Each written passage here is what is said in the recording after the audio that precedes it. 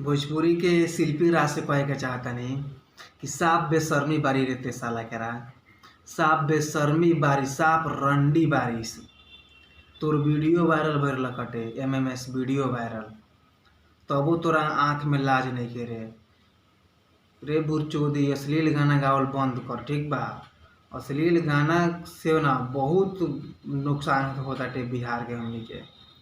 अश्लील गाना ते गावल बंद कर। अगर अश्लील गाना गईबे आ तोरा के पूरा गरियाए में, पूरा खानदान भर गरियाए में तोरा के जौन बुझाई तौन ते उखाड़ लिए हमार, ठीक बा। अश्लील गाना गावल ते बंद कर।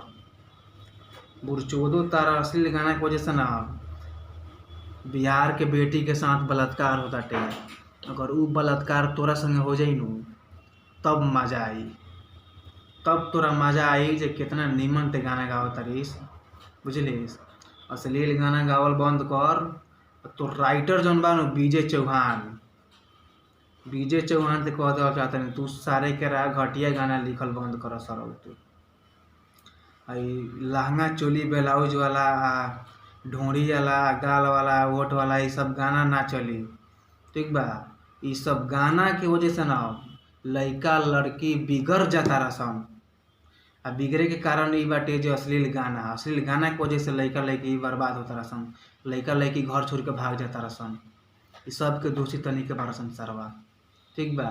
तनी के अश्लील गाना गावल बंद करसन। तनी के अश्लील गाना की वजह से ना बहुत नुकसान होता टे यार। ये थोड़े चली यार। कुछ अच्छा करे के प्रयास करसन, बिहार के बचावे के प्रयास करसन यार।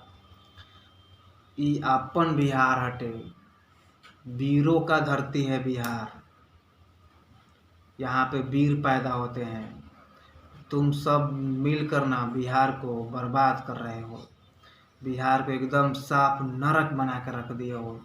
इतना ना गंदगी फैला दिए हो तुम सब साला। अश्लील गाना गा के गंदगी फैला दिए हो तुम सब।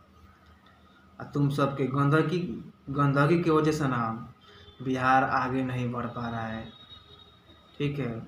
तो बिहार को बचाने का प्रयास करो, बिहार को आगे ले जाने का प्रयास करो, डुबाने का नहीं। सभी कलाकार से विनती है भाई, अश्लील गाना गावल बंद कर लो। सामाजिक गाना गावलो जो समाज में बजे, मार्केट में बजे। अश्लील गाना गावल बंद करो। अश्लील के विरोध करी लो। अश्लील गाना सुनल बंद करी लो। अश्लील गाना सुने वाला से विनती बाटी, अश्लील गाना सुनल बंद करी लो। अश्लील के विरोध करी लो और आई सब मिलकर बिहार के बचावल जाओ, बिहार के आगे बढ़